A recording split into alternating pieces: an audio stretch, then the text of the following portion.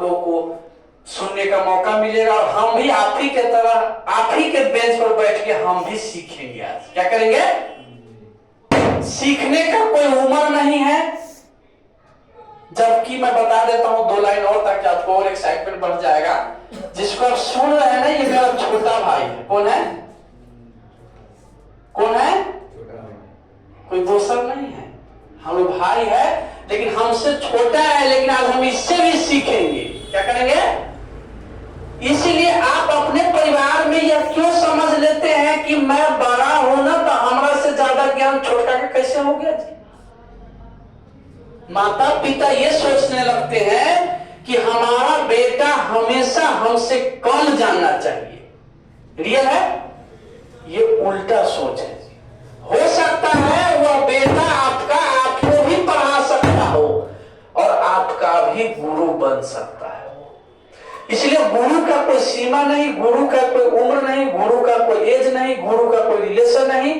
और देखिएगा, हम भी आपके तरह डायरी पेन निकालेंगे, सीखने स्टार्ट करेंगे। तो ये सेशन अभी से लेकर के 1 घंटे चलेगी और आप लोग एक एक पॉइंट को नोट भी करेंगे और फिर अपने दिल में जो सवाल होगा उस सवाल को एक एक करके आप पूछ भी सकते हैं, ताकि आज आपको यह क्लियर कट हो जाना चाहिए कि मुझे अपने जीवन में क्या करना है और कैसे करना है, अपनी ऊर्जा को कैसे बढ़ाना है। और यह इसी एज में होगा।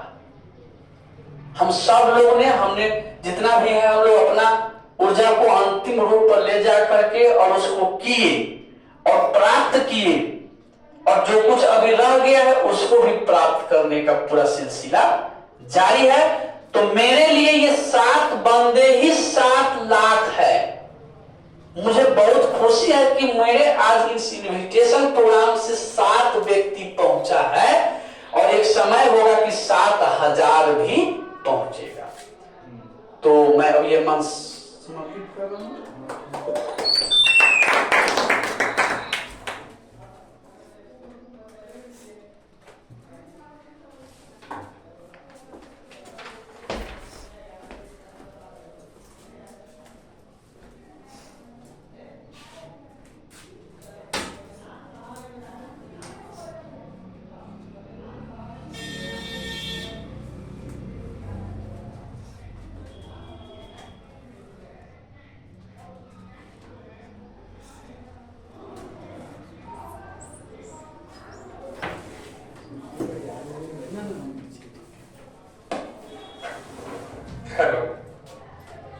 Hello, is this audible? आप लोग सुन पा रहे हैं? ठीक है। तो good morning, very good morning to all of you.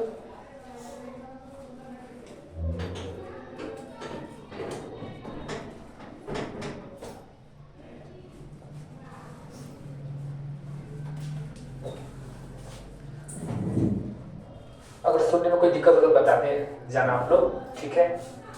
एक बार फिर से गुड मॉर्निंग। तो मीडियम कौन सा रहेगा, इंग्लिश, हिंदी या मिक्स? इंग्लिश। इंग्लिश, हिंदी, ऐसा करके मिक्स कर लेंगे। जैसे आई एम गोइंग, मैं जा रहा हूँ, इस तरह से। ओके, कुछ इंग्लिश के वर्ड को भी यूज कर लेंगे और कुछ हिंदी के वर्ड को भी यूज कर लेंगे। तो सबसे पहले प्रोफेसर अवधेश कुमार और FTI के संपूर्ण टीम को बहुत बहुत धन्यवाद। और जिम्मेदारियां और तब बढ़ जाती है जब लोग आपसे ज्यादा उम्मीद करने लगते हैं, तो थोड़ी जिम्मेदारी और बढ़ जाती है। तो हम लोग बहुत दिन से सोच रहे थे कि आप लोगों से रूबरू हूं, लेकिन नहीं हो पा रहे थे, बीच में कुछ परेशानियां हो जा रही थी। लेकिन अभी फिर मैं बिहार दौरे पे आया 2-3 दिनों के लिए, तो फिर ये प्रोग्राम हुआ और फिर आप लोगों से रूबरू होने का मौका मिला। चलिए, उस शक्ति को धन्यवाद जिसकी वजह से हम लोग मिल पाए। ओके, तो 1 बाय 1 हम बात करेंगे। क्या अभी जो हम आपसे बात कर रहे हैं, आप इसको मोटिवेशनल क्लास मान सकते हैं या क्या मान सकते हैं, क्लास के बारे में डिसाइड कर लेंगे। कि आज हम लोगों ने क्या किया, प्रैक्टिकल करके देखेंगे।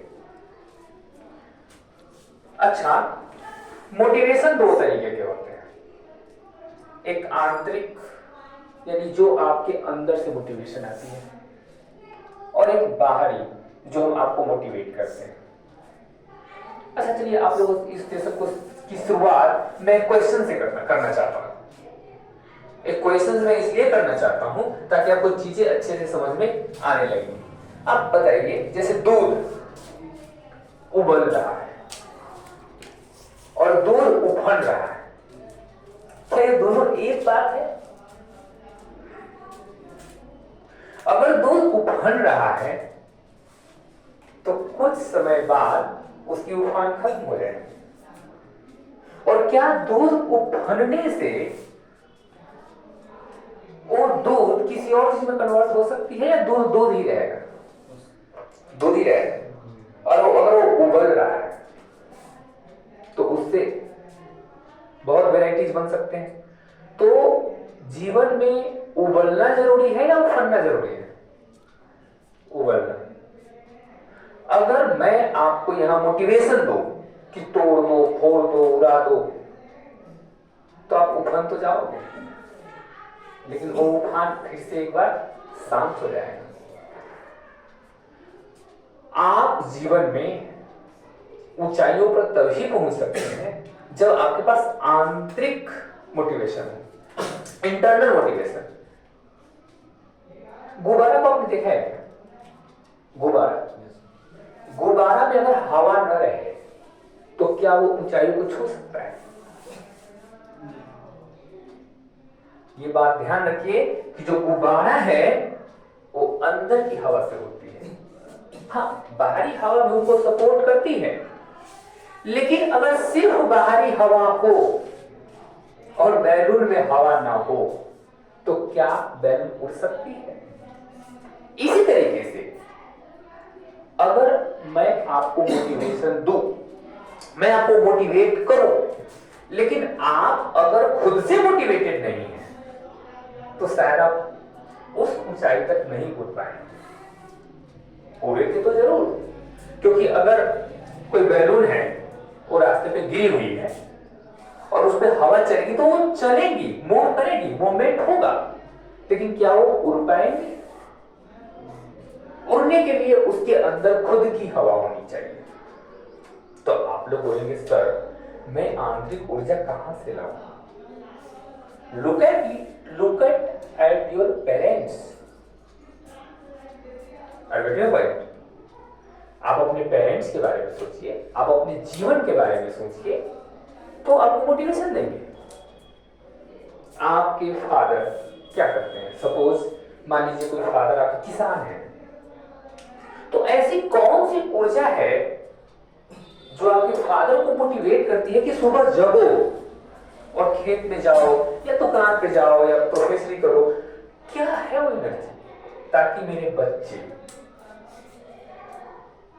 उस चीज को फेस ना करें जो मैंने फेस किया। मेरी बात समझ आ रही है क्या? तो अगर आप ये समझ के आए हैं कि आज मैं जा रहा हूं क्लास में और सर मुझे मोटिवेशन दे देंगे और उस मोटिवेशन से मैं कुछ बड़ा कर लूंगा, तो शायद आप सही नहीं हो पाएंगे। हाँ, अगर मैं बड़ी बड़ी बातें करने लगूं, मोटिवेशन देने लगूं, तो ऐसा होगा, वो काम करेंगे, लेकिन असली काम तब करेंगे जब आपके अंदर ऊर्जा होगी।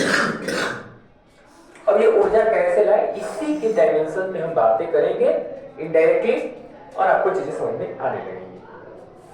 अच्छा एक बात बताइए, जीवन में चैलेंज लेना, संघर्ष करना, ये पॉजिटिव चीज है या निगेटिव चीज है? पॉजिटिव या निगेटिव? कितने लोगों को मानना है कि ये पॉजिटिव चीज है? Please raise your hand. आपको लगता है? अच्छा,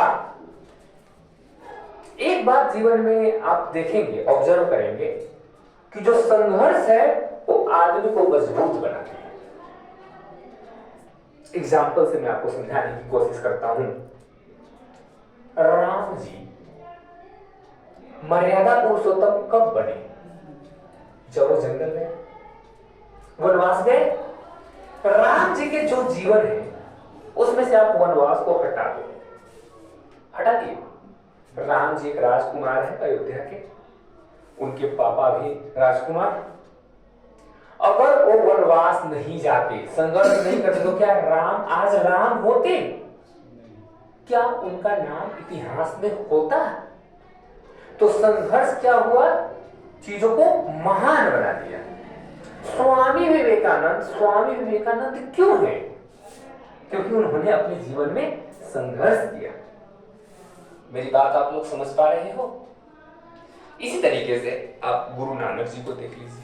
कोई भी मनुष्य अपने जीवन में बिना संघर्ष के आगे बढ़ सका है। अब तुम्हें एक छोटा सवाल बताता हूं, ध्यान से सुनना। आप ये बताओ कि कोई चीज अगर बड़ी है तो आपको क्या लगता है कि बिना संघर्ष के उस चीज की प्राप्ति की जा सकती है? नहीं। मैं एक छोटा सा आपको एग्जांपल से समझाता हूं। कोई चीज बड़ी क्यों है? क्योंकि उसको पाना मुश्किल होता है। अरे बेटे भाई, छोटा सा एग्जांपल देता हूं। कोयला और हीरा में ज्यादा उपयोगी कौन है? काम का चीज कौन सा है दोनों में? हीरा क्या उपयोग है? सुंदरता। और कोयला की क्या उपयोग है? आप ध्यान से सुनो, ध्यान से ऑब्जर्व करो तो देखोगे कोयला से आप प्रेस कर सकते हो, खाना बना सकते हो, किसी का मुंह काला कर सकते हो। और कोई सिगरेट पी सकता है। एक एग्जाम्पल दे रहा हूं। और हमारे यहाँ तो गांव में पहले लोग चीलन पीते थे, तो भी आप कोयले के उपयोग से कर सकते हो। लेकिन हीरा का उपयोग क्या है? अगर कोयला ना हो तो बहुत सारी चीजें रुक जाएंगी ना, बहुत सारी इंडस्ट्री रुक जाएंगी ना। क्या हीरा के बिना दुनिया रुक जाएगा? लेकिन उसकी वैल्यू ज्यादा क्यों है? क्योंकि हीरा को पाना बहुत मुश्किल है। कोयला क्या है? अभी ये डेस्क है, माचिस जलाएंगे, कोयला हो गया। हमारा मानव शरीर, अरे कुछ भी अगर जलाएंगे, बर्न करेंगे, तो हम तो कार्बन से बने हुए हैं, और ऑक्सीजन से जैसे ही रिएक्ट करेंगे तो उसका ऑक्सीडेशन हो जाएगा और कोयला बन जाएगा। मेरी बात सबको समझ में आ रही है? तो कोयला इतना सस्ता क्यों है? क्योंकि उसको बनाने में श्रम की कम जरूरत है। थोड़ा सा नीचे खोदेंगे, जहां पे मान लो कोयले की खान वगैरह होती है, और वो कोयला मिल जाएगा, और उसकी उपलब्धता भी बहुत ज्यादा है। जो चीज बहुत ज्यादा है और जिसको पाना बहुत आसान है, उसकी वैल्यू क्यों होगी? अब मैं छोटा सा एग्जांपल देता हूं। किसी मार्केट में आप जाओ और मार्केट में टमाटर ही टमाटर है या आलू ही आलू है, तो उसका प्राइस कम होगा या ज्यादा होगा? कम होगा। और अगर गोभी का मौसम आ गया या आलू का ही मौसम आ गया और वहां पे उसकी उपलब्धता कम है, तो उसकी कॉस्ट बढ़ेगी या घटेगी? यानी जो चीज कम होगी उसकी वैल्यूज बढ़ेगी, और जो ज्यादा चीज है उसकी वैल्यूज घटेगी। भारत की पॉपुलेशन कितनी है? 140 करोड़ के आसपास है। तो यहाँ अब देखो, आदमी का तो कोई वैल्यू होगा नहीं, आदमी तो ऐसे ही मिल रहा है। तो आपकी ज्यादा वैल्यू कब होगी? जब आप अपने ऊपर काम करेंगे और आप उस लिस्ट में आएंगे जिस लिस्ट की उपयोगिता ज्यादा है और जिसको पाना दुर्लभ है। आऊंगा मैं, आप बोलोगे कोयला का उपयोग तो ज्यादा है, उसकी वैल्यू क्यों नहीं है? क्योंकि बहुत है ना, हर जगह है। पता है हीरा बनाने में कितनी मेहनत होती है? हीरा का समुद्र में मिलता है, आपने कभी सुना है? समुद्र में उसको पाना बहुत मुश्किल होता है। कभी आप इसको जाके टेक्स्ट बुक में देख सकते हैं, गूगल पे देख सकते हैं। और वो काम क्या है? छोटा सा कहीं आप माला पहन रहे हैं उसमें लटकाएं, या कहीं शर्ट पे, कहीं कोट पे, कहीं उसको आप टाइप कर सकते हैं, टाइप कर सकते हो और वो अच्छा दिखेगा। क्या तो आपने अभी तक क्या सीखा कि अगर आपको बड़ा बनना है तो आपको क्या करना पड़ेगा? संघर्ष। मेरी बात समझ आ रही है क्या? ऐसा एक भी व्यक्ति आप इतिहास में बता दीजिए जो बिना संघर्ष के अपने जीवन में कुछ हासिल कर पाए। कोई है? डॉक्टर अंबेडकर कब बने? जब उन्होंने अपने आप पर काम किया। तो आपको अपने आप पर क्या करना होगा? काम। अब मैं आपको बताता हूं कि आप लोग कितना काम किए हैं अपने जीवन में। सुनो, एक छोटी सी बात बताता हूं।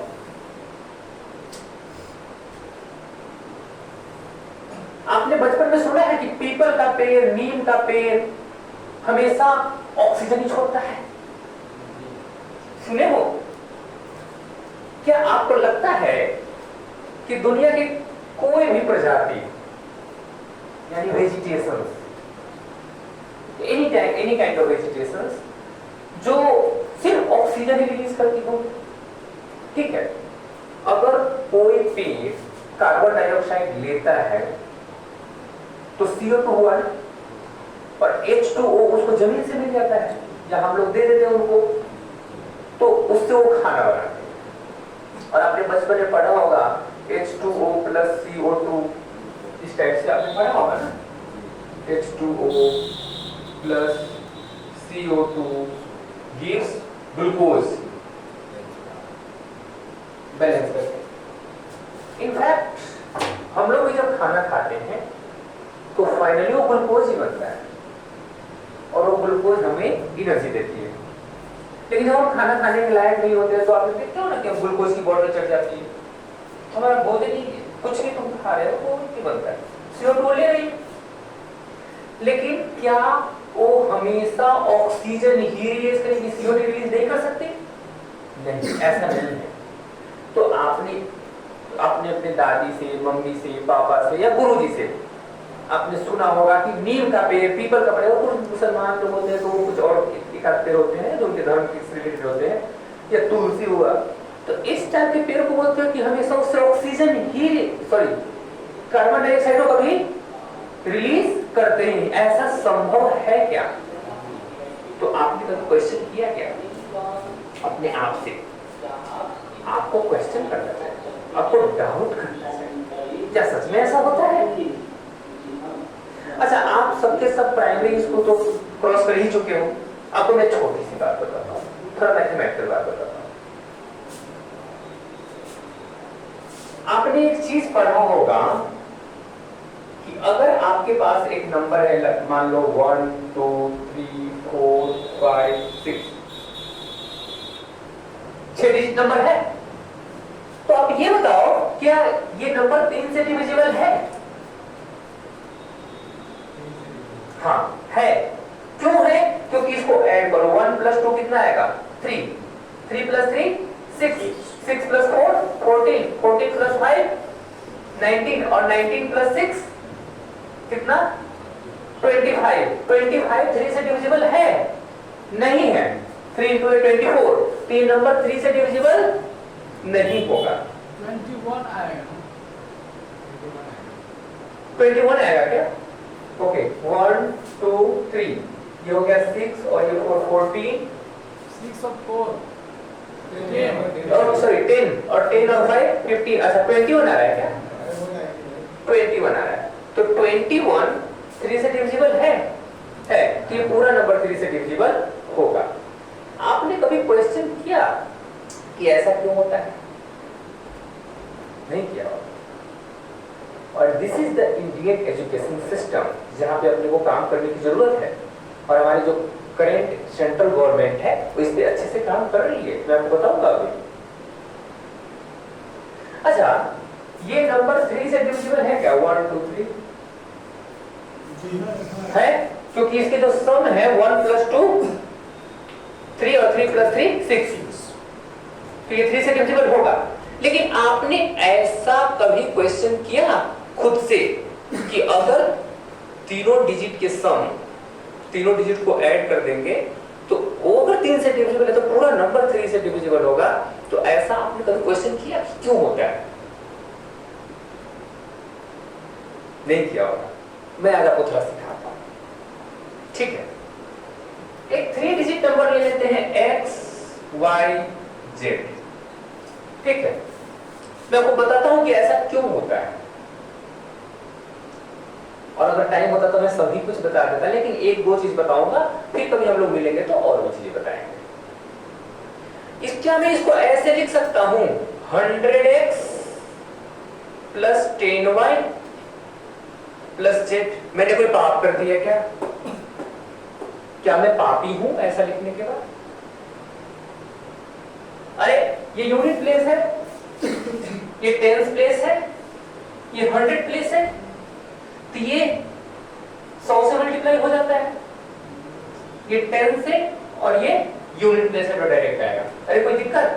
अरे मूर्ख व्यक्ति, इसको हम लिखेंगे 1 into 100 plus 2 into 10 plus 3 into 1। वही तो हमने किया है क्या? 100 into X plus 10 into Y plus. यहां तक सबको बात समझ में आ रही है क्या? कितने लोग ये बात समझ में नहीं आया? ऐसा कोई है तुमको समझ में नहीं आया? ये यूनिट प्लेस है, इकाई है, दहाई, सैकड़ा। 100 सैकड़ा स्थान पर है तो इसको 100 से मल्टीप्लाई करते हैं। और हाँ पूछो। 200